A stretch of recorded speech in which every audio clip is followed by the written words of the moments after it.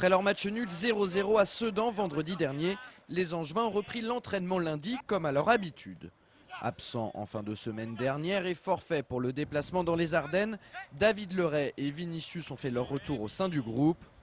Par contre, la moins bonne nouvelle, c'est l'absence d'Olivier Auriac. Le milieu de terrain angevin s'est blessé à la cuisse lors de la rencontre face aux Sedanais. Au départ, on craignait qu'il n'ait été victime d'un claquage, ce qui l'aurait éloigné des terrains pendant 5 à 6 semaines. Mais après les examens réalisés lundi matin, les dernières nouvelles semblent moins alarmantes et c'est tant mieux.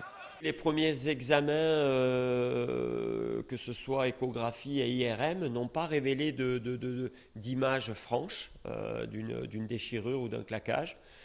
Donc bon, on va attendre quelques heures parce que la douleur est là quand même. Donc on va refaire des examens complémentaires. Pour l'instant, on ne connaît ni la teneur exacte de la blessure, ni la durée d'indisponibilité du milieu récupérateur d'Angesco. En revanche, ce que l'on sait, c'est que la rencontre de vendredi soir n'aurait pas dû débuter puisque la pelouse du stade Louis-Dugauguez était gelée. Les conditions climatiques étaient vraiment à la limite du praticable. Tout de suite, la preuve en images avec le résumé de cette rencontre entre Sedan et Angers comptant pour la 21e journée de Ligue 2.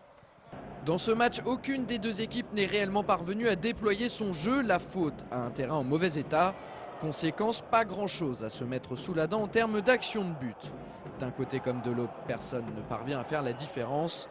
La meilleure occasion est tout de même à mettre au profit des Ardennais et de Mokake, mais sa frappe est parfaitement stoppée par Jean-Daniel Padovani. Et puis à la 36e minute, voyant les conditions de jeu se détériorer, Monsieur Poula, l'arbitre de la rencontre, a décidé de consulter capitaines et entraîneurs pour savoir s'il fallait et si eux désiraient poursuivre le match. Une attitude qui a semblé étonner plusieurs joueurs. Je pense qu'il ne fallait pas démarrer. Voilà, après l'arbitre en a décidé autrement. Au bout de 40 minutes, il décide de changer et de vouloir arrêter le match. On n'a pas trop compris. À partir du moment où on a démarré, on a joué 40 minutes dessus. Bon, ben, il fallait terminer le match. Il était hors de question qu'on soit venu sur Sedan pour arrêter le match à la 34e minute et en plus avoir perdu un joueur et revenir là-bas, ça veut dire faire un match encore dans une semaine où ça arrangera personne et puis avoir de nouveau de la fatigue.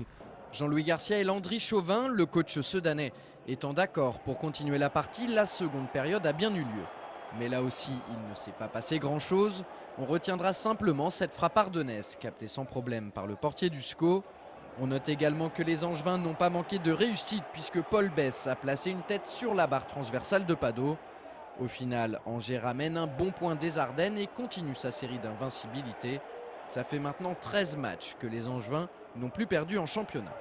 À Châteauroux, on a été sauvé par nos montants 3 fois, une occasion de Scarpelli immanquable. Là, à Sedan, on a encore eu un poteau, donc bon, on va dire que la chance, il faut savoir la provoquer. En ce moment, elle tourne en notre faveur. Par rapport aux autres matchs, on ne s'est pas procuré beaucoup d'occasions de but. Il faut dire que les conditions ne favorisaient vraiment pas notre expression offensive. Mais bon, on se contente de ça. On a confirmé quand même notre capacité actuellement à contrôler les adversaires, donc c'est une bonne chose. Grâce à ce point du match nul, Angers conserve sa deuxième place au classement à 3 points de Lens. Prochain rendez-vous pour les scoïstes vendredi 6 février avec la réception de Clermont.